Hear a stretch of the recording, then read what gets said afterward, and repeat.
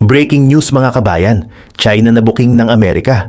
Pagkatapos malaman na nagpapadala pa rin ito ng mga sekretong kargamento sa Iran. Pangalawa, Amerika nagbanta ng military action dahil sa pag-deploy ng Iran sa kanilang mga missiles nationwide.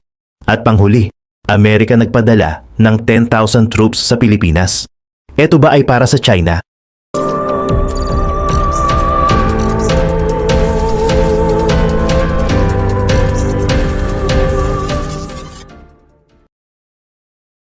Nagsimula ang pag-init ng sitwasyon sa isang hakbang na hindi agad napansin ng marami, pero may malaking epekto sa buong mundo. Sa gitna ng tensyon sa Middle East, unti-unting naghigpit ang Estados Unidos sa galaw ng Iran, lalo na sa dagat. Hindi ito simpleng pagbabantay lang. May mga barkong hinaharang, may mga ruta na sinusubaybayan, at may mga kargamento na iniimbestigahan. Sa una, parang routine enforcement lang. Parang normal na operasyon laban sa smuggling o illegal trade. Pero habang tumatagal, mas nagiging malinaw na hindi ito ordinaryong sitwasyon. May mga barkong konektado sa Iran na pinaghihinalaang may dalang materyales na pwedeng gamitin hindi lang sa civilian use, kundi pati sa paggawa ng sandata. Dito nagsimulang magbago ang tono ng buong issue. Hindi na lang ito tungkol sa sanctions o politika. Naging usapin na ito ng security. Kapag may posibilidad na ang isang kargamento ay pwedeng magamit sa missile development, automatic na nagiging threat iyon sa kalaban. At dito na pumasok ang mas agresibong approach ng US. Hindi na sila naghihintay ng kumpirmasyon, kundi kumikilos agad para pigilan ang kahit anong posibleng risk. Habang ginagawa ito ng US, tahimik lang ang Iran sa simula. Pero hindi ibig sabihin na wala silang ginagawa. Sa loob ng bansa, may mga galaw na nagpapakita na hindi sila papayag na basta-basta na lang silang kontrolin. May mga indikasyon ng paghahanda, lalo na sa kanilang military capability. Hindi pa man bukas ang laban, ramdam na ang tensyon. Sa puntong ito, nagsisimula ng maging komplikado ang sitwasyon. Hindi na ito simpleng dalawang bansa na may hindi pagkakaunawaan. May mga galaw na nangyayari sa likod ng eksena, mga kargamento, mga ruta, at mga desisyon na hindi agad nakikita ng publiko. At habang patuloy ang paghihigpit ng US, mas lalo nitong tinutulak ang Iran sa isang posisyon kung saan kailangan nitong magdesisyon kung lalaban ba ito o maghihintay. Dito nagsimula ang mas malaking problema dahil sa bawat barkong hinaharang, bawat kargamentong iniimbestigahan at bawat hakbang na ginagawa ng US, unti-unting lumalawak ang epekto nito. Hindi lang Iran ang naaapektuhan, pati ang mga bansang may koneksyon sa supply chain, pati ang global oil flow, at pati ang stability ng buong rehiyon.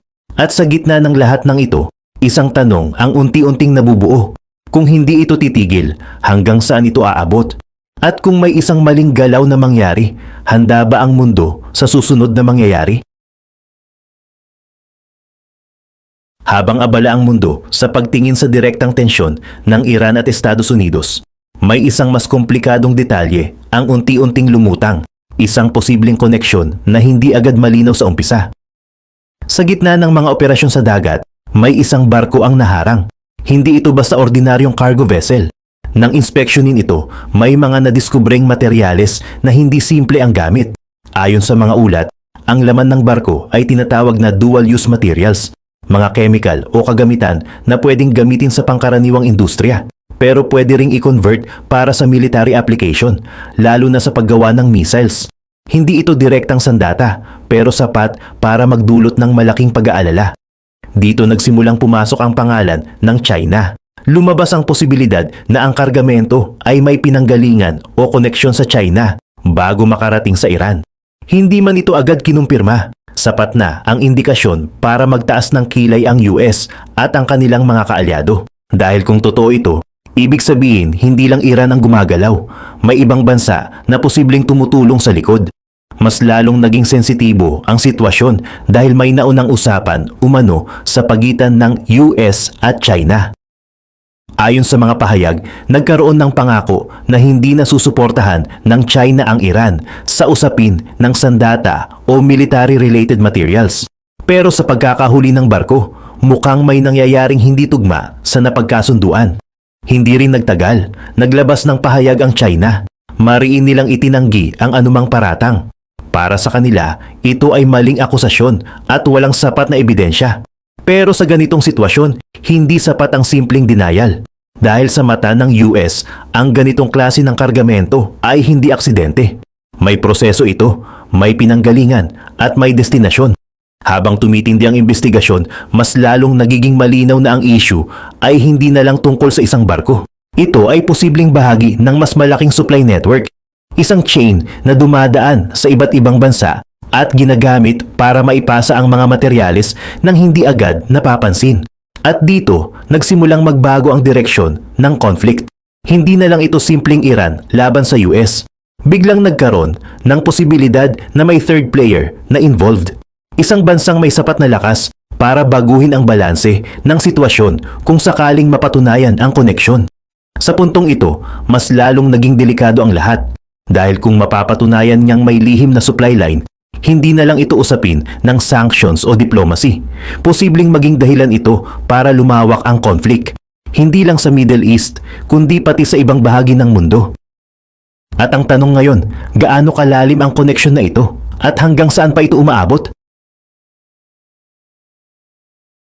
Habang umiinit ang sitwasyon sa Middle East, may isang pangyayari ang nagpakita na hindi na limitado sa isang rehiyon ang operasyon ng Estados Unidos. Sa halip na manatili sa paligid ng Iran, biglang lumawak ang galaw.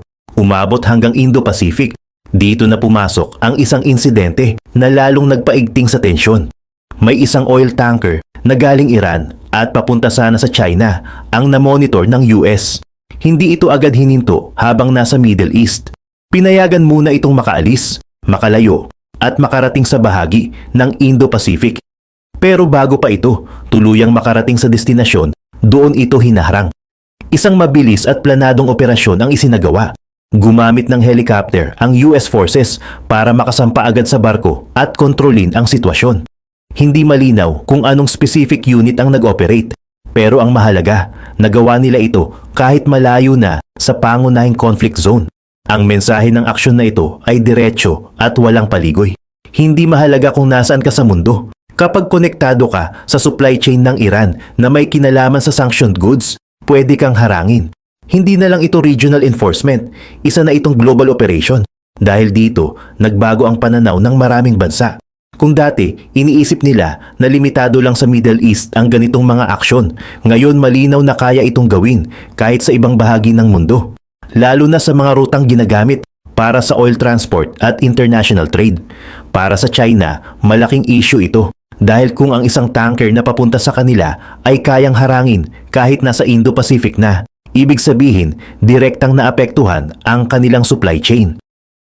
Hindi na ito theoretical risk, nangyari na mismo sa aktual na sitwasyon. Kasabay nito, naglabas din ng pahayag ang US na patuloy nilang palalawakin ang listahan ng mga target. Ibig sabihin, hindi ito isolated case. Posibleng may mga susunod pang operasyon laban sa ibang barko na may kahalintulad na ruta o kargamento. Sa puntong ito, mas lalong lumaki ang sakop ng conflict. Hindi na lang ito usapin ng dalawang bansa na nagkakabanggaan sa isang rehiyon. Naging malinaw na ang galaw ay kayang umabot kahit saan, basta may connection sa issue. At habang lumalawak ang operasyon, mas maraming bansa ang napipilitang mag-isip. Dahil kung sakaling madamay ang kanilang trade routes o supply lines, hindi na sila pwedeng manatiling neutral. Unti-unti, ang dating regional conflict ay nagiging global concern. Ngayon, hindi na tanong kung saan mangyayari ang susunod na hakbang. Ang tanong na, sino ang susunod na tatamaan? Matapos lumabas ang mga insidente ng interception at ang posibilidad ng koneksyon sa supply chain ng Iran, agad na kumilos ang China para depensahan ang sarili. Sa kanilang mga opisyal na pahayag, malinaw ang posisyon. Itinanggi nila ang lahat ng paratang.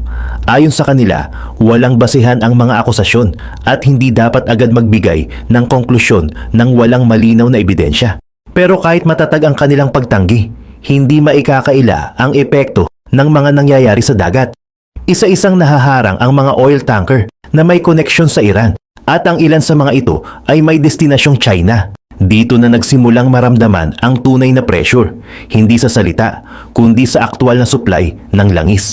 Para sa China, mahalaga ang tuloy-tuloy na daloy ng oil imports para mapanatili ang kanilang ekonomiya.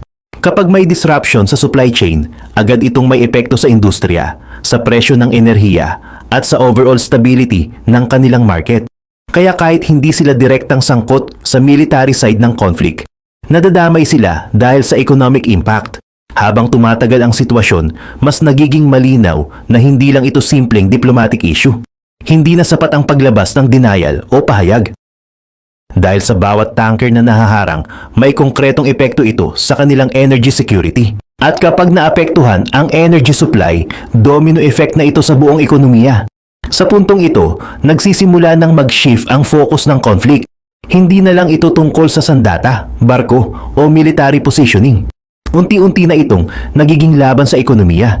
Kung sino ang mas kayang magtiis, kung sino ang mas may control sa supply, at kung sino ang mas may kakayahang mag-adjust sa pressure. Para sa China, ito ang delikadong bahagi dahil kahit wala silang direktang involvement sa military confrontation, napipilitan silang pumasok sa sitwasyon dahil sa epekto nito sa kanilang resources. At habang patuloy ang interception operations ng US, mas lalong tumitindi ang pressure na nararamdaman nila. Ngayon, ang tanong ay, hindi na kung totoo ba ang mga paratang. Ang mas mahalagang tanong, hanggang kailan kayang i-handle ng China ang ganitong klase ng economic pressure at kailan sila mapipilitang gumawa ng mas konkretong hakbang. Habang tumitindi ang pressure sa China dahil sa mga nahaharang na oil tanker at posibleng connection nito sa Iran, napilitan itong humanap ng paraan para ma-secure ang supply ng enerhiya. Dito na pumasok ang pakikipag-ugnayan ni Xi Jinping kay Mohammed bin Salman. Ang layunin ay malinaw, panatilihing open ang daloy ng langis, lalo na sa Strait of Hormuz na critical sa global supply. Sa papel, parang simpleng diplomatic move lang ito. Gusto ng China na maiwasan ang tuluyang paghinto ng oil flow dahil direkta itong makakaapekto sa kanilang ekonomiya. Tandaan, malaking bahagi ng oil imports ng China ay dumadaan sa rehiyong ito, kaya anumang disruption ay agad nilang mararamdaman. Pero hindi naging ganong kadali ang usapan. Sa halip na simpleng cooperation, naging direkta ang tono ng Saudi Arabia. Para sa kanila, malinaw ang sitwasyon. Hindi sila ang dapat sisihin sa problema ng supply. Sa pananaw nila, ang mismong China ang may malaking papel kung bakit lumalala ang sitwasyon. Dahil patuloy nitong binibili ang langis ng Iran at nagbibigay ng economic lifeline dito. Dito na nagbago ang dynamics. Hindi na lang ito tungkol sa pag-aayos ng oil flow. Naging usapan na ito ng accountability. Para sa Saudi Arabia, kung gusto ng China ng stable na supply, kailangan nitong harapin ang sarili nitong role sa conflict.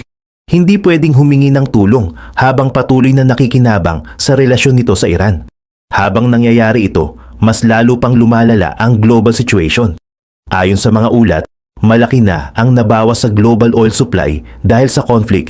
Umaabot sa mahigit 10% ng world demand ang naapektuhan. Ibig sabihin, hindi lang China ang may problema. Pati buong mundo ramdam na ang epekto. Sa puntong ito, naging malinaw na ang Saudi Arabia ay hindi lang observer. Isa na rin itong major player sa sitwasyon. May kakayahan itong kontrolin ang malaking bahagi ng oil supply. At may kapangyarihan itong magdesisyon kung sino ang susuportahan at kung paano gagalaw ang merkado. At para sa China, ito ang mas mahirap na bahagi dahil hindi na lang US ang kailangang harapin. May pressure na rin mula sa Middle East mismo. Isang side na dati ay partner sa negosyo pero ngayon ay nagsisimulang magtanong at humingi ng sagot. Ngayon, ang tanong, kung magpapatuloy ang ganitong tensyon, sino ang unang mag-a-adjust? China ba na kailangang baguhin ang galaw nito o Saudi Arabia na kailangang magdesisyon kung sino ang papanigan? Sa puntong ito, hindi na lang simpleng tensyon ang nararamdaman. Direkta nang nagbabanggaan ang dalawang panig sa pamamagitan ng mga babala at paghahanda. Habang papalapit ang deadline ng usapan at tila walang malinaw na kasunduan, nagsimulang magpalitan ng matitinding pahayag ang Estados Unidos at Iran. Mula sa panig ng US, malinaw ang mensahe. Kung hindi magkakaroon ng kasunduan, handa silang bumalik sa military action. Hindi ito basta pananakot lang. May mga ulat na pinalawak pa nila ang blockade at ipinakita na kaya nilang targetin ang mga barko at supply network ng Iran kahit saan sa mundo. Ibig sabihin, hindi na ito pressure lang. Actual preparation na ito para sa posibleng panibagong operasyon. Sa kabilang side, hindi rin umatras ang Iran. Kahit na tinamaan na ang ilang military facilities nila sa mga nakaraang operasyon, malinaw sa intelligence reports na may natitira pa silang libu-libong missiles at drones na pwedeng gamitin anumang oras. Ang ilan sa mga ito ay nakatago sa underground systems, kaya hindi agad natatamaan sa airstrikes. Kasabay nito, may mga indikasyon na nagde-deploy ang Iran ng missile systems sa iba't ibang bahagi ng bansa, kabilang ang mga urban areas. Hindi ito simpleng defensive move. Isa itong malinaw na signal na handa silang gumanti kung sakaling umatake muli ang US. Habang tumatagal, mas nagiging delikado ang sitwasyon dahil pareho silang may kakayahan at pareho silang nagpapakita ng readiness. Hindi tulad ng ibang conflict na may isang side na dominant. Dito pareho silang may sandata, pareho silang may strategy, at pareho silang may dahilan para hindi umatras. Dagdag pa dito, kahit may ceasefire na pinag-uusapan, hindi ito solid. Maraming analyst ang nagsasabi na pansamantala lang ito at anumang oras pwedeng bumagsak. At kapag nangyari iyon, hindi na ito babalik sa maliit na tensyon. Diretso itong magiging full-scale confrontation. Sa puntong ito, malinaw na ang sitwasyon. Wala nang gustong umatras, pero pareho ring handang lumaban. At sa ganitong setup, isang maliit na trigger lang ang kailangan para tuluyang sumabog ang conflict. Ngayon, ang tanong, kung pareho silang handa, sino ang unang gagalaw? At kapag may unang umatake, handa ba ang mundo sa susunod na mangyayari? Habang nakatutok ang mundo sa mga barko, missiles at military movement, may isang mas malalim na laban na tahimik na nangyayari, ang laban sa ekonomiya. Hindi ito agad nakikita sa mga balita ng airstrike o interception, pero ito ang may direktang epekto sa pang-araw-araw na buhay ng mga tao sa iba't ibang bansa. Sa gitna ng conflict, nagsimulang maapektuhan ang pinakaimportanteng bahagi ng global system, ang supply ng langis. Dahil sa kaguluhan sa Strait of Hormuz, isang critical na daanan ng oil shipments, malaking bahagi ng global supply ang naputol. Sa ilang ulat, umaabot sa mahigit 10% ng global oil flow ang naapektuhan, na isa sa pinakamalaking disruption sa kasaysayan. Hindi nagtagal, agad itong naramdaman sa presyo. Tumaas ang presyo ng oil hanggang lagpas $100 per barrel. At sa ilang pagkakataon, patuloy pa itong tumataas habang tumitindi ang tensyon. Dahil dito, sunod-sunod ang epekto. Tumaas ang presyo ng gasolina, transportasyon at pati pagkain. Sa ibang bansa, pati inflation tumaas dahil sa fuel cost. Hindi lang ito simpleng pagtaas ng presyo. Ang mas malala, naapektuhan ang buong supply chain. Kapag mahal ang fuel, mahal ang transport. Kapag mahal ang transport, tumataas ang presyo ng mga produkto. At kapag tumataas ang presyo ng basic goods, buong ekonomiya ang natatamaan. Para sa Iran, malinaw ang pressure. Nawawala ang revenue nila sa oil exports dahil sa blockade. Para sa China at iba pang bansa, problema naman ang kakulangan ng supply. Para sa Europe at Asia, tumataas ang gastos sa energy at bumabagal ang ekonomiya. Sa madaling salita, walang ligtas sa epekto. Mas lalong naging komplikado ang sitwasyon dahil kahit matapos ang conflict, hindi agad babalik sa normal ang supply. Ayon sa mga analysis, kahit matapos ang laban, aabutin pa ng ilang buwan o taon bago maibalik sa dati ang global oil flow. Dito makikita ang totoong laban. Hindi lang ito tungkol sa kung sino ang may mas malakas na sandata. Ito ay laban kung sino ang kayang mag-survive sa economic pressure, kung sino ang kayang mag-adjust sa mataas na presyo, sa kakulangan ng supply, at sa instability ng global market. At habang patuloy ang tahimik na laban na ito, mas lalong lumilinaw ang isang katotohanan. Kahit walang putukan sa ibang lugar, ramdam pa rin ang epekto ng conflict. Dahil sa panahon ngayon, ang ekonomiya ang isa sa pinakamalakas na sandata. Ngayon, ang tanong, kung magpapatuloy ang ganitong pressure, sino ang unang bibigay? At kapag may bumigay, ano ang magiging epekto nito sa susunod na galaw ng mga bansa? Habang abala ang mundo sa gitna ng tensyon sa Middle East at sa lumalawak na epekto nito sa ekonomiya, may isa pang tahimik pero kritikal na pagbabago ang nangyari sa Asia. Isang desisyon mula sa Japan ang unti-unting nagbabago sa balanse ng kapangyarihan sa rehiyon. Sa loob ng maraming dekada, kilala ang Japan sa mahigpit nitong limitasyon pagdating sa military exports. Bahagi ito ng kanilang post-war policy. Iwasan ang direktang involvement sa armaments at panatilihin ang defensive stance. Pero sa kasalukuyang sitwasyon, nagbago ang direksyon. Inalis ng Japan ang ilang restriksyon sa pag-export ng sandata na nagbibigay daan para makapagbenta sila ng mas mabibigat na military equipment. Hindi ito maliit na pagbabago. Ibig sabihin, pwede na silang mag-supply ng missiles, warships at iba pang advanced defense systems sa mga bansang may kasunduan sa kanila. Para sa kanilang mga kaalyado, lalo na ang mga bansang malapit sa US, malaking tulong ito para mapalakas ang kanilang sariling depensa. Pero habang nakikita ito ng iba bilang reinforcement ng regional security, iba ang pananaw ng China.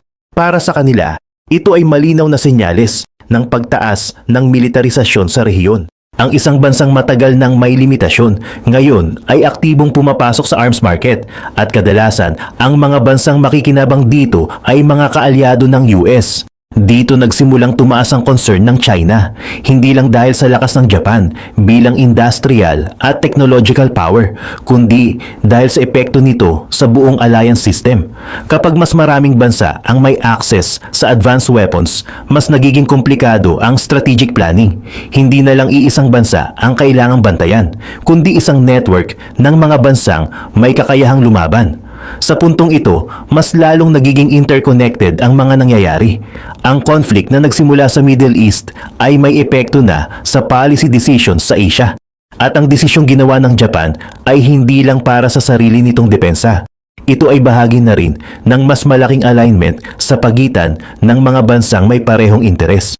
Habang nagpapatuloy ang ganitong mga pagbabago, mas nagiging malinaw na ang rehiyon ay hindi na static. May mga bagong galaw, bagong partnerships at bagong kakayahan na lumalabas. At bawat isa sa mga ito ay may epekto sa kung paano gagalaw ang mga bansa sa susunod na mga buwan. Ngayon, ang tanong, kung patuloy ang ganitong trend ng militarization at alliance strengthening, handa ba ang rehiyon sa mas mataas na level ng tensyon? At kapag dumating ang puntong iyon, sino ang may sapat na lakas para kontrolin ang sitwasyon? Habang patuloy ang init ng sitwasyon sa Middle East, may isa pang front na unti-unting nagiging aktibo, ang Indo-Pacific. Hindi ito agad napapansin dahil nakatutok ang mundo sa Iran at US. Pero sa kabilang side ng mapa, may sabay na galaw na pwedeng magbago ng buong direksyon ng global tension. Sa rehiyong ito, matagal nang may alitan, lalo na sa usapin ng South China Sea. Pero sa kasalukuyang sitwasyon, parang nagkaroon ito ng panibagong urgency. Hindi na lang ito tungkol sa territorial dispute. Nakikita na ito bilang bahagi ng mas malaking power struggle sa pagitan ng US at China.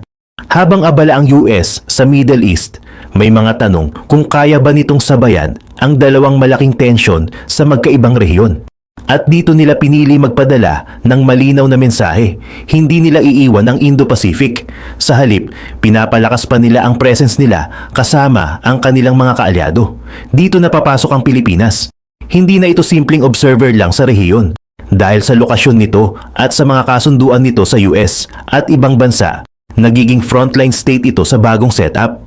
Ang mga nangyayari sa paligid, mula Taiwan hanggang South China Sea, direktang may epekto sa seguridad ng bansa. Habang lumalalim ang alliance system sa Asia, mas nagiging malinaw na hindi nahiwalay ang dalawang conflict. Ang nangyayari sa Middle East ay may epekto sa galaw sa Indo-Pacific at vice versa. At habang patuloy ang paglipat ng tensyon, mas lalong nagiging interconnected ang buong sitwasyon. Ngayon, hindi na lang tanong kung saan mangyayari ang susunod na escalation. Ang tanong na ay paano kung sabay itong mangyari sa dalawang magkaibang rehiyon. Sa gitna ng tumitinding tensyon, naging sentro ng pansin ang Pilipinas nang isagawa ang Balikatan 2026 sa Camp Aguinaldo. Isa itong tao ng military exercise, pero sa pagkakataong ito, iba ang dating nito. Hindi lang ito simpleng training, isa itong malinaw na pagpapakita ng kakayahan at kahandaan. Sa opening pa lang, agad nang napansin ang isang mahalagang detalye. Ipinakita ng Pilipinas ang isa sa pinakamalakas nitong sandata, ang BrahMos cruise missile. Hindi ito ginamit sa actual firing. Simulation lamang ang isinagawa, pero sapat na iyon para maipakita kung ano ang kaya nitong gawin. Ang BrahMos ay hindi ordinaryong missile. Mabilis ito, may sapat na range, at kayang tumama sa target na may malaking impact.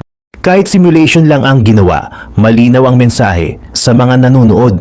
lalo na sa China. Hindi na lang depensa ang kaya ng Pilipinas. May kakayahan na rin itong umatake kung kinakailangan. Hindi lang ito tungkol sa isang system. Ang Balikatan 2026 ay may kasamang libu-libong tropa at iba't ibang bansa na nagtitrain ng sabay-sabay. Ibig sabihin, hindi na ito simpleng national defense. Ito ay bahagi ng mas malaking alliance na handang kumilos kapag may nangyaring escalation. Sa puntong ito, nagbabago ang role ng Pilipinas. Mula sa pagiging isang bansa na kadalasang defensive ang posisyon, ngayon ay nagiging aktibong bahagi na ito ng regional security structure. At habang pinapakita nito ang kakayahan nito, mas lalong nagiging malinaw sa ibang bansa na hindi na ito madaling i-ignore. Ngayon, ang tanong, kung magpapatuloy ang ganitong pagpapakita ng lakas, paano tutugon ang China? At handa ba ang Pilipinas sa posibleng epekto ng pagiging nasa gitna ng ganitong kalaking tensyon?